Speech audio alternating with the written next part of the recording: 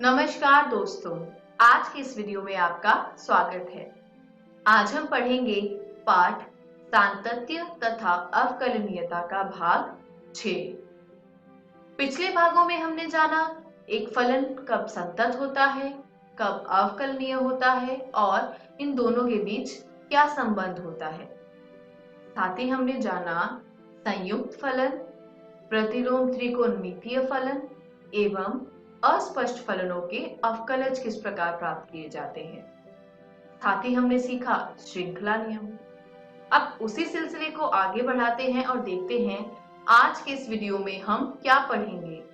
आज हम पढ़ेंगे चरघातांकी एवं लघुगणकीय फलन यानी एक्सपोनेंशियल एंड लोगरिथमिक फंक्शंस, और उसके बाद हम जानेंगे लघुगणकीय अवकलन के बारे में यानी डिफरेंशिएशन ऑफ लोगरिथमिक फंक्शंस। तो चलिए आगे बढ़ते हैं और शुरू करते हैं पहले विषय के साथ। सबसे पहले हम देखेंगे चरघातांकी फलन की परिभाषा। फलन y बराबर fx जो कि बराबर है b की घात x के।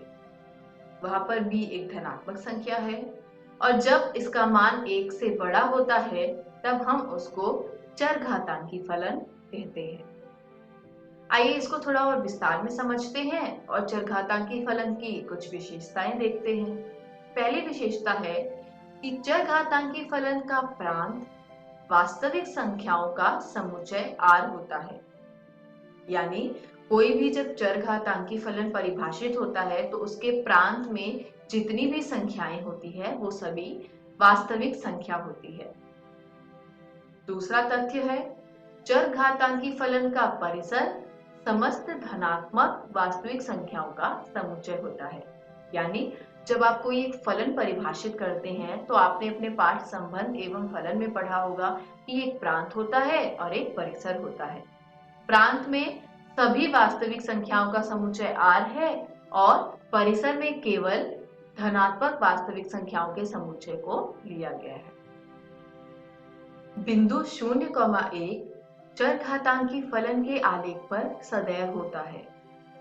किसी भी वास्तविक संख्या को यदि आप लें जिसका मान 1 से बड़ा हो और ऐसी संख्या को आप b कहें तो ऐसी किसी भी संख्या की घात जब आप 0 लेते हैं तो उसका मान हमेशा 1 होता है, यानी वो आलेख पर हमेशा मौजूद रहेगा। चरघातांकी फलन सदैव एक वर्धमान फलन होता है यानी एक इंक्रीजिंग फंक्शन होता है और x के अत्यधिक बड़े ऋणात्मक मानों के लिए चरघातांकी फलन का मान 0 के अत्यंत निकट होता है। ऐसा इसलिए कि b की घात आपने x लेकर एक चरघातांकी फलन को परिभाषित किया था। अब x का मान जब बहुत बड़ा ऋणात्मक मान हो जाएगा यानी b के ऊपर ऋणात्मक एक बहुत बड़ी संख्या हो जाएगी तो आप जब उसको हल करेंगे तो उसका जो मान होगा वो 0 के बहुत ही पास होगा। चलिए आगे बढ़ते हैं, एक और परिभाषा देखते हैं। ये परिभाषा है लघुगणकीय फलन की। मान लीजिए कि b एक वास्तविक संख्या है और उसका मान 1 से बड़ा है। तब हम कहते हैं कि b आधार पर a का लघुगणक x है यदि b की घात x बराबर a हो। तो जब b की घात x बराबर a होगा तो हम कहेंगे कि a का लघुगणक जो है वो x है और किसके आधार पर? b के आधार पर। एक लघुगणकीय फलन जिसका आधार b है वो कुछ इस प्रकार से परिभाषित होता है, r प्लस से r की तरफ। यहाँ r प्लस जो है वो इस फलन का प्रांत है जो कि सभी धनात्मक वास्तविक संख्याओं का समुच्चय है और जो परिसर है वो क्या है? वो सभी वास्तविक संख्याओं का समुच्चय है। यानी आप एक धनात्मक संख्या लेंगे, उसके बाद आपको जो उसका उत्तर प्राप्त होगा वो कोई भी एक वास्तविक संख्या हो सकता है। चलिए आगे बढ़ते हैं, इस आकृति की सहायता से समझने की कोशिश करते हैं। बिंदु 1,0 के निर्देशांक वाला ये जो बिंदु है यहाँ पर, उसके साथ आपको बहुत सारे लघुगणकीय फलन जो है वो नजर आ रहे होंगे, जिसमें पहला है y is equal to log 2x। यहाँ पर ये जो लघुगणकीय फलन है वो 2 के आधार पे परिभाषित है। नीचे जो है वो e के आधार पर परिभाषित है और जो सबसे नीचे है वो 10 के आधार पर परिभाषित है।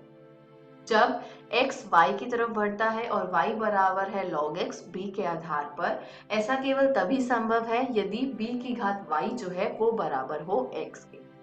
जब आप आधार 10 लेते हैं यानी b का मान जब 10 होता है तो हम उसको साधारण लघुगणक कहते हैं, और जब b e हो जाता है यानी e के आधार पर आप किसी लघुगणक को परिभाषित करते हैं तो वह प्राकृतिक लघुगणक कहलाता है। चलिए थोड़ा आगे बढ़ते हैं और लघुगणकीय फलनों के महत्वपूर्ण गुण देखते हैं। आधार परिवर्तन का एक मानक नियम है जिससे log p a के आधार पर को log p b के आधार के पदों में ज्ञात किया जा सकता है। यानी जब log p आपका a के आधार पर परिभाषित है तो आप उसको इस प्रकार लिख सकते हैं log p b के आधार पर बटे log a b के आधार पर। आगे बढ़ते हैं, एक और महत्वपूर्ण गुण देखते हैं। गुणनफलों पर लॉग फलन का प्रभाव इसका एक अन्य रोचक गुण है।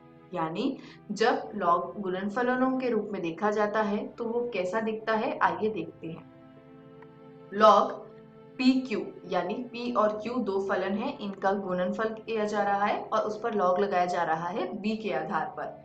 तो जब आप इसको हल करेंगे तो आपको मिल जाएगा log p b के आधार पर जमा log q b के आधार पर।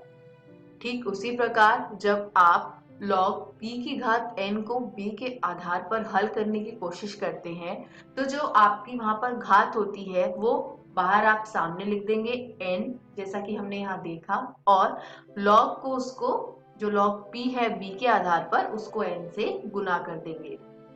और ठीक उसी प्रकार जो हमारा अंतिम गुण है वो है log यदि x बटे y है b के आधार पर तो आप इसको लिख सकते हैं log x b के आधार पर माइनस log y b के आधार पर। अब ये जितने महत्वपूर्ण गुण आपको मैंने बताए हैं ये आपको सत्यापित करने के लिए नहीं आएंगे।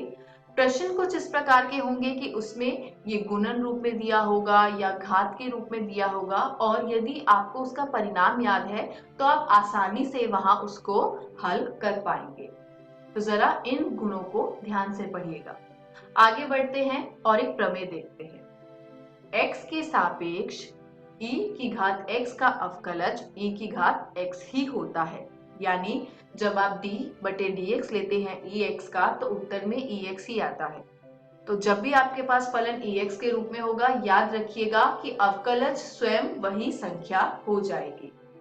और प्रमेय का अगला जो तथ्य है वो ये है कि x के सापेक्ष log x का अवकलज 1 बटा x होता है। अर्थात d बटे dx जब आप निकालेंगे log x का तो आपको मान प्राप्त होगा 1 बटा x। ये दोनों ऐसे परिणाम हैं जो कभी भी परिवर्तित नहीं होते और आपको बहुत ही जगह इसको उपयोग करना पड़ेगा, तो इनको जरा अपनी नोटबुक में लिख लीजिएगा। आगे बढ़ते हैं और देखते हैं एक उदाहरण। x के सापेक्ष निम्नलिखित का हमें अवकलन करना है जिसमें पहला है e की घात माइनस एक्स और दूसरा है साइन log x, जहां पर x का मान 0 से बड़ा है। मान लीजिए कि y बराबर है e की घात माइनस एक्स के। अब यहाँ पर आपको श्रृंखला नियम का प्रयोग करना होगा।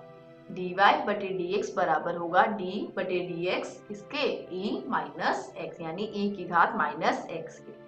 तो अब यहाँ पर श्रृंखला नियम का प्रयोग करते हुए हम क्या करेंगे, d का जब हम dx निकालेंगे e की घात माइनस एक्स का तो नीचे x है और ऊपर माइनस एक्स है, इसलिए हम बीच में d माइनस एक्स को यहाँ पर लगा देंगे। और जब हम इसको आगे हल करेंगे तो हमें उत्तर में प्राप्त होता है क्या, e की घात माइनस एक्स तो वैसे का वैसा ही रह जाएगा और d बटे D x of minus x जो है वो माइनस 1 आ जाएगा, यानी उत्तर में आ गया माइनस e की घात माइनस एक्स।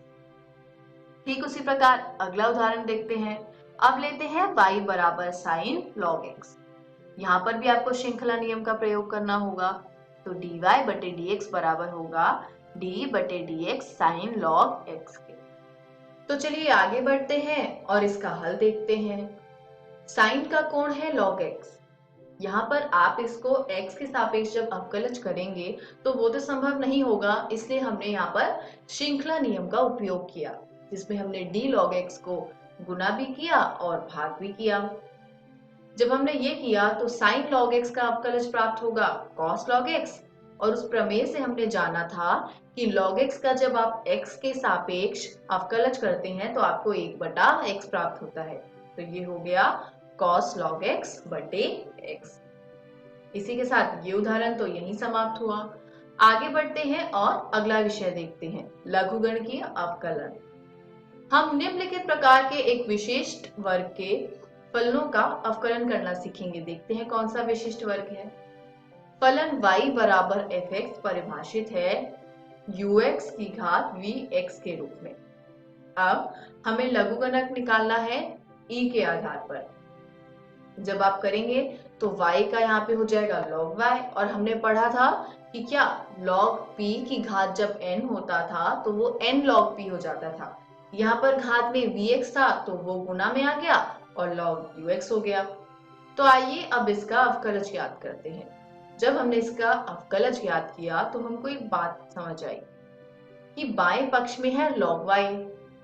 अब हमें यहाँ पे जो अवकलज प्राप्त करना है वो तो x के सापेक्ष करना है, तो यहाँ हमको श्रृंखला नियम का उपयोग करना होगा बाएं पक्ष में। लेकिन दाएं पक्ष में सब सही है, क्यों? क्योंकि x के रूप में ही तो यहाँ पर परिभाषित है सभी फलन।